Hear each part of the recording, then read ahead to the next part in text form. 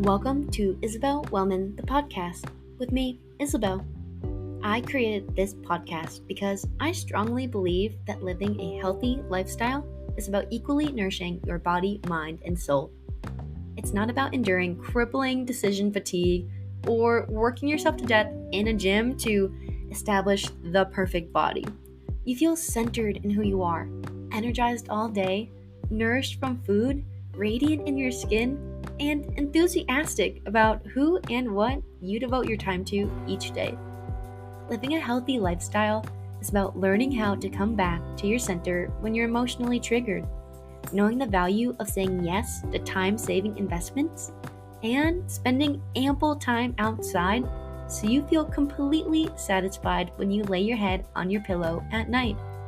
You value choosing quality over quantity. You choose to understand your cyclical nature and accept yourself as an energetic being. It's time to take a deep belly breath and gear up for the ride of your life. Welcome to the podcast.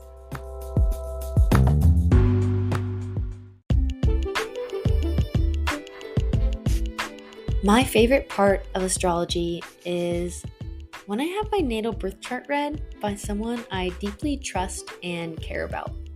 Someone I feel safe with, and I'm open to explore the parts of myself that I might undermine. I love the parts that they point out that I might have ignored for a really long time because I don't want to go back to those feelings, or I ignore how hard that event really was. I might even not see the talents and gifts that I have until someone is able to look and equally intuitively as well as logically point out the gift that is within me, that potential.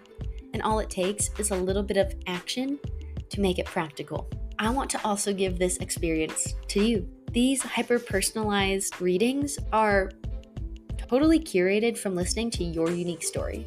Because like I said, we oftentimes do not see our greatness or like to shine the light away from it so we don't look like we're all that. Yet, I want to be able to gift you that rich and accessible tool, the practical insight, where you're able to take the information and transform how you operate as a human. Undergoing an astrology consult is not only a powerful tool for individual alignment, internal navigation, finding the flow in career or relationship in life, forgiving ourselves for something in the past so that we can actually and finally move on in the future. But it's a powerful tool to better understand and learn how to uniquely support those close to us. By supporting ourselves, we support everyone else. And you'd like to explore it? Click on the link below and schedule your consult today.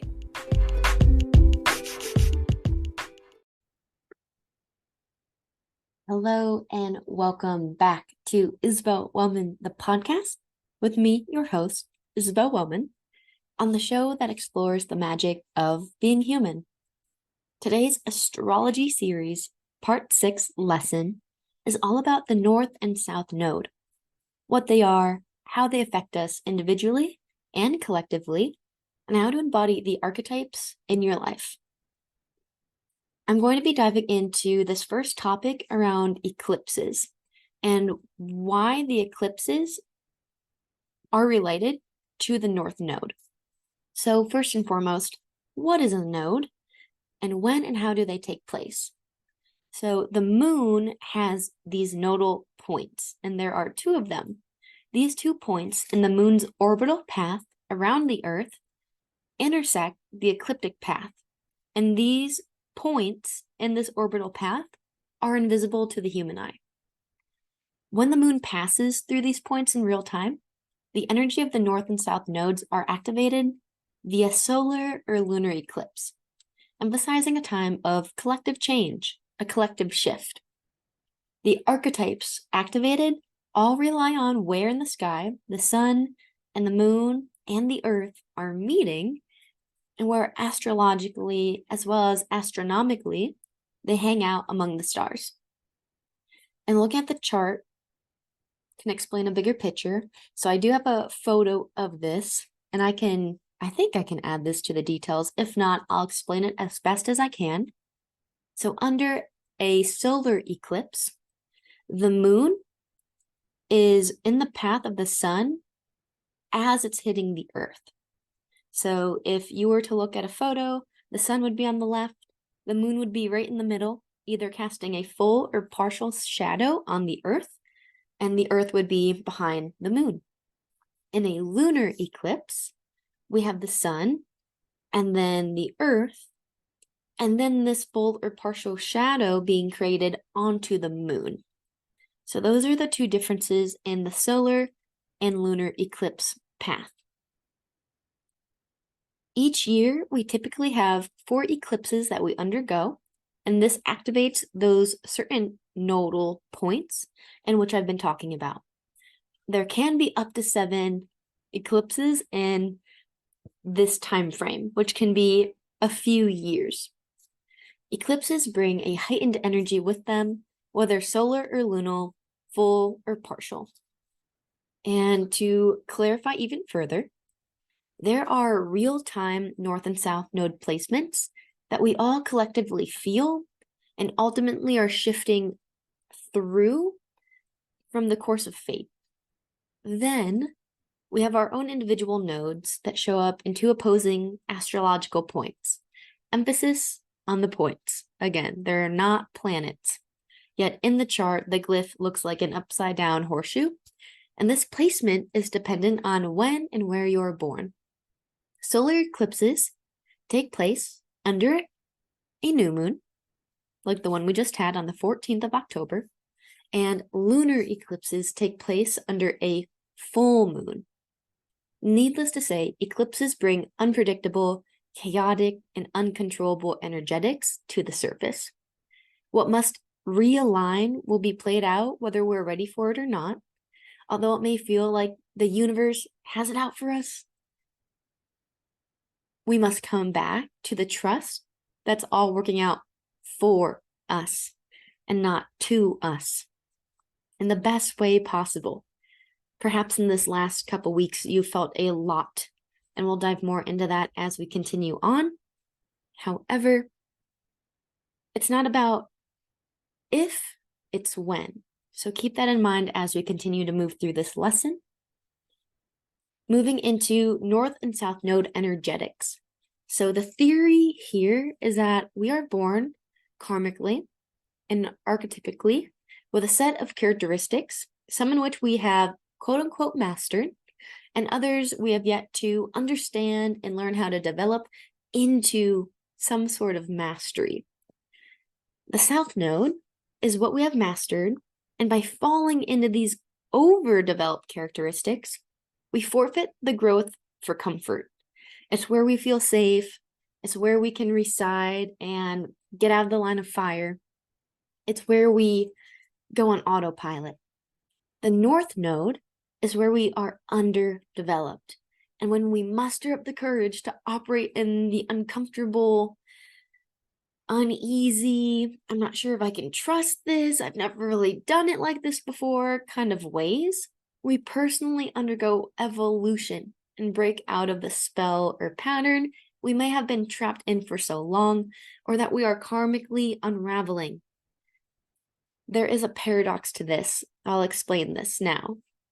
The relationship is that operating in the characteristics that you have mastered is not the highest evolutionary point. Yet, by trusting yourself and taking a chance on the discomfort of operating, perceiving, forgiving, taking action in, etc., ways, you will find that you're often rewarded or more success, or the path will clear and you can continue on, versus finding yourself in a looping pattern. Diving deeper into this paradox, I want to point out a few things. So first, this is all about gaining awareness of where the North and South Node axis point is. These are always exact opposites in the chart. As you'll see in your own birth chart, only the North Node is seen with a glyph because the South Node is invisibly there. It's already there. Just look to the very opposite side of the chart. That's where it lives. By getting awareness in this, what you're over and underdeveloped in energetic, you can then consciously choose what to do. This awareness allows you to take a step back, utilize the bird's eye view on whatever situation you have going on in your life, and this gives you a greater understanding and ability to weigh the potentiality, to weigh the realistic, keyword, potential realities that can unfold. And these outcomes can be from operating in the default, from the mastered, from the easy, from the comfortable way, or from that growth-orientated, uncomfortable, a less built-up trust around, a little queasy way of operating, yet you will be rewarded in. And a way that you can also look at this is feeling successful and impactful in this life often comes from stepping more into the North Node or that discomfort node. Whereas you may feel less purposeful or impactful by succumbing to the easiness of the South Node energetics. And remember, there's no good or bad, there's no right or wrong. It is really up to you to make the decision on what you feel in your body as the next step. And if that requires mustering up some courage, then so be it. To dive a little bit deeper into the South Node, this is what you can look at as insecurities that we wish to work through. So, for example, say you have the South Node in Capricorn or 10th house. So the node could be in Capricorn in the 5th house, but to just talk about this as one, you could look at this as your South Node being in Capricorn or in the 10th house. And perhaps this is wishing to build success and to feel accomplishment. And honing in on the energetics or characteristics of the North Node in Cancer will give you access to that success. Yet, without awareness, we may not know that at first, because how would we know something we've never had awareness of or been told or talked to about or with or had any recollection of? So it's not far-fetched to feel inadequate in this balancing of oppositions or polarities until after we're 30, because hello, we got Saturn return around 28 to 30. And I bet you your bottom dollar, if you are to take a moment and pause, I invite you to pause and look back on your life at the era of your 28 to 30-year-old self, if you have made it there already. If not, no worries. Look at about 20, 21, 22, and just witness what actions were going on and what were the feelings associated around those situations, around life events, so forth and so on. To move forward with the other point, so feeling until after you're 30 is pretty normal, where you're less fearful and insecure about trying what you haven't before. Once you've hit that point and you've gone because you've been through some shit and you're ready to try anything at this point to really rocket launch yourself into the potentiality of where you want to go and where you want to choose to go. And that trusting of releasing the obsessive behaviors or thoughts of how you've always done things will be the medicine. Releasing and letting go, releasing and letting go, and accepting and allowing to listen to what is inside of you. Moving on to the North Node to give you that retrospect. So remember, North Node is where we want to put more energy into so that we can fuel our growth. This is often challenges that will fuel us in that growth. And whatever sign the North Node is in will give you clues as to what characteristics may need to be experimented with and given a chance. So to continue on with our example from above with the South Node, let's take a look at Cancer or the 4th house. Capricorn, Cancer, they are the oppositions. They are on the same axis. So if you have, like I said, South Node in Capricorn, you're going to have north node in Cancer. So someone with a south node in Capricorn may feel like being honest about their mental health isn't worth it, will make them look weak, and will show them that they're not successful. Yet, when they allow themselves to open up, they are often gifted. And the caveat here is that we often need someone, another person, to come into our lives in order to understand how this works out and how we can work on this. Perhaps, from the example above, we have a mother figure or therapist come into our life and they validate that learning about your values, that feeling safe in your body, that trusting your intuition are positive attributes and specific Cancerian characteristics that could help you move forward in your life. Perhaps it's going into your inner world and sharing really the hardships, your mental struggles, your heart struggles with that mother therapeutic archetype, that person, and feeling relief and learning the value in being vulnerable. So that is the quick rundown of that south and north node and how to utilize those together. Moving onwards, the different nodal axes, just to say it all together, you have Aries and Libra. So they could either be north or south node, taurus-scorpio, Gemini, Sagittarius, Cancer, Capricorn, Leo, Aquarius, and Virgo or Pisces. So you have one of those 6 axes as your north and south node combination. I personally have the Aries Libra combination.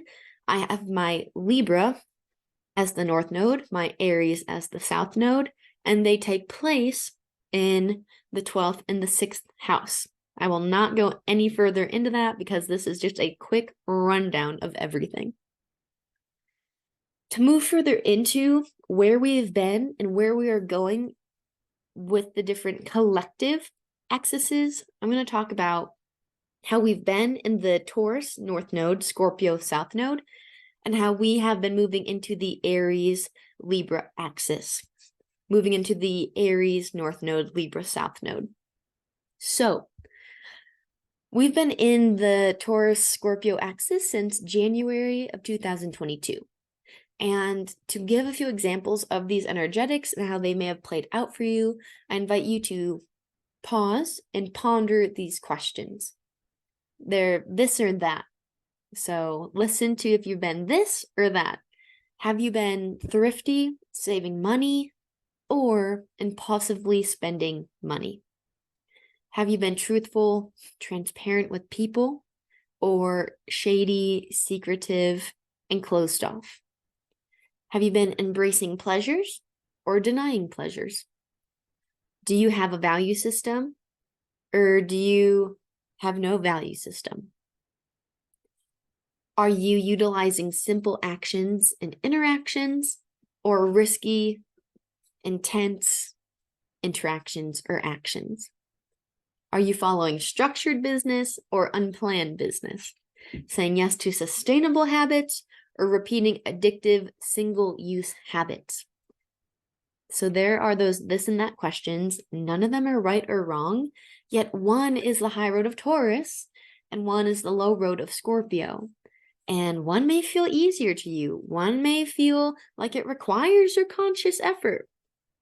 And that is up for you to decide and to understand and to allow yourself to learn about and go, bird's eye view. Maybe because now I can look back at this, I would not have dove into entrepreneurship without a business plan first. So that's just one example. Now we are moving forward and transitioning into the Aries Libra axis. We had a dose of this energy around April 20th of this year, 2023, and that was that first eclipse in late Aries. And then we just had the next solar eclipse in the pack, and this one took place just the other week on October 14th of 2023. under a Libra new moon at 21 degrees. And it's officially kicked us off into the races of this new era. And because reflection is a beautiful tool, I invite you to go back to April 20th and around that time, that entire month, and tune in with what was happening for you during that time. Can you remember how you felt about things taking place, things happening, actions, lack of actions?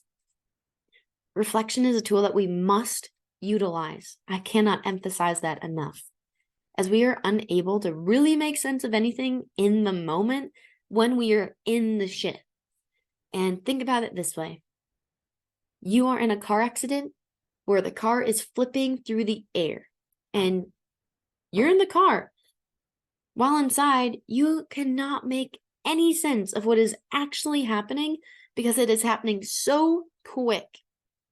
Yet, from the outside, everyone can see what is happening.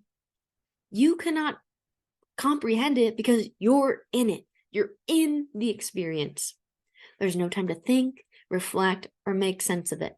You simply are a part of the present moment of being.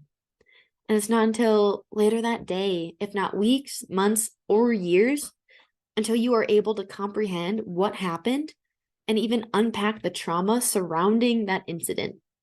That is why reflection is so important. We are going back. We are acknowledging, we are analyzing, we are witnessing, we are seeing, where could this have been different, or what can I learn from this experience? So crucial in our life. And if you want to grow, if you want to move forward, do that. Instead of seeking external approval from everyone and thing, just go inside and ask yourself questions and be brutally honest. Make that enough. I cannot emphasize that enough, but make it enough. Make your conclusion, your intuition, your answer enough. Not the person on Instagram, not the person on whatever platform you're on, not the grocery store clerk. Yes, take things in as synchronicities and little messages from the universe, but stop relying so damn heavily on everyone outside of you. I'm real passionate about this these days. I'm going to leave it at that. I believe in you. I believe in you that you are enough. Moving on. I'm real passionate, y'all. Passionate. So, this same thing with this being in it and not really knowing how to make sense of stuff is happening every single day on all levels of our lives, whether we wanted to or not. So, please pause this podcast for a moment and take the time to sit and reflect for one measly minute, and then continue listening. April 2023, what was going on for you? If I want to give you a little insight as to my life as an example, it was the first time I knew it was time to make a decision of what I needed to put all of my focus on. I've had a lot of different baskets open. I still have a lot of different baskets open, but I'm putting more apples in one basket than I've ever done before. And it's the most thrilling experience and scary experience because I'm putting it all in one basket and believing fully in that thing, whereas I wasn't doing that before. Future eclipses to look forward to and to mark on your calendar. We have the next lunar eclipse happening on March 25th of 2024. A total solar eclipse happening April 8th, 2024. An Aries of 19 degrees, and that lunar eclipse on March 25th happening at 5 degrees of Libra. And then we have after the total solar eclipse on April 8th in Aries, we have another solar eclipse on October 2nd, 2024 at 10 degrees of Libra. And then we have another solar eclipse March 29th, 2025 at 9 degrees of Aries. So mark those on your calendars. I do want to touch on how you may have been feeling if you are listening to this when this comes out, as to how you've been feeling the last 2 weeks, which has probably been a lot if you are human in any way, especially with what is happening in the eastern part of our world, on our earth. Although I'm not in any place to talk about this extensively, especially not on this episode or podcast platform, because it's not in my expertise, it's important to note how individually as well as collectively this energy or characteristics of energy can impact us collectively and individually. So, Aries North Node, Libra South Node. There can be high roads and low roads of all of these archetypes. And as you may have learned over the past now 6 series or parts of this astrology series, you've learned that Aries or Mars is that ruler of masculine war energy and destruction, if not used properly. Think fire. A wildfire spreads, it can burn hundreds of thousands of acres in a mere moment. And this is disregarding, in the respect of what's happening out east, of moral consideration of the other, which is Libra. Because, Aries, Mars, that's individual, the I, Libra is we, the other. And that is every single person undergoing the traumatic experience of the said war going on. Where's the justice? Where is the peace? Where is the community coming together to support one another? Instead, it is a battle of literally the death and a genocide that does not need to be happening. Because of this last eclipse being under a Libra new moon, the emphasis is leaning into the Libra characteristics, although the North Node is in Aries. The moon does guide the emotional point, and so that is why I say it is leaning into the Libra characteristics.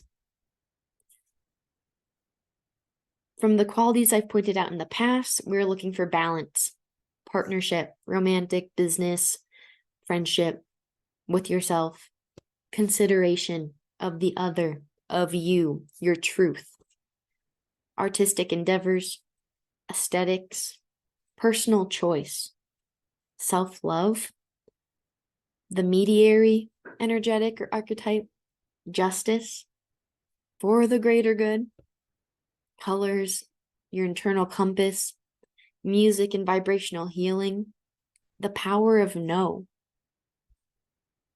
On a collective note, I want to share a few questions that have come up for me that we may ponder together as ways that we can activate the high road of the Aries and Libra energetics. Where can I take responsibility for my truth and lead the way for what I wish to see in the world that will benefit the other? How can my actions positively impact the people, animals, waters, and earth? What are creative solutions we can come up with to initiate a shift in consciousness, action, and authority in our own way at our own level? What values am I going to make the North Star of my life that might feel scary to share because I'm unsure of how others will judge, react, or perceive me? And how can I reassure myself I will still be supported and loved and do it anyway? Feel free to go back and listen to those questions again. Write them down and truly, genuinely ponder them. And don't just keep it in your head. Bring it to paper and then create something of forward momentum. I know for a girlfriend and I, we were chatting yesterday and we were talking about what can we do while we're in this privileged place of living in America that is this ally with one country, yet it's a genocide and there are no sides to stand behind. How can we support those who cannot support themselves because they do not have the privilege of doing that? Maybe it's gathering people and gaining awareness on what you can do. Maybe it's finding somewhere to donate money. Maybe it's learning where different conversations are happening about this. And if you can't go, make a poster for it, for where you work. Put a QR code with the location, the date, the time, when and where, and help other people have access to these because they might not know about the opportunity even being there. So these are just a few ways that we can help. Maybe it's prayer, and maybe it's just envisioning what we wish to happen. Maybe we can project a future reality that we wish to see. There is a prayer that I am going to be joining into later. That is a visionary prayer for the greater good of humanity, in service of humanity. And I feel like it would be okay to share in the show notes. It's from a dear sister and brother, Sister Shanti and Eisen. They're two people for the greater good of humanity. And I can't share anything else on it. I haven't listened to it fully yet. But we can do things, even when we are so far away from the reality of it, without it weighing down or bringing guilt into our bodies to a inhibiting state. So to move onwards and to look at this further in an individual analysis, I invite you to look at your own natal birth chart and see where your North Node and South Node are. Like I said earlier, the glyph of the North Node looks like a horseshoe, and that is what you're looking for in the chart. The South Node, again, is not shown, but you know where it is because it's exactly opposite. To find out more, there are many ways you can learn about these things. One, you can book a consult with me, and we can dive into your chart, into the nodal points together. You can Google about your North and South Node. You can read some books from the library. You can go back and listen to the character traits of each sign, or the sign that your North and South Node are in from the last 5 episodes that I've presented on this podcast. Or you can go to other astrologists. There are so many ways, whatever one feels best for your body. And we have made it to the end of this lesson. To recap on what we went over today, we covered what is a node and when and how do they take place. What is the North versus South node and what are the energetics or characteristics of them? What are the specific examples of how those energies can play out and depend on one another for axis? Where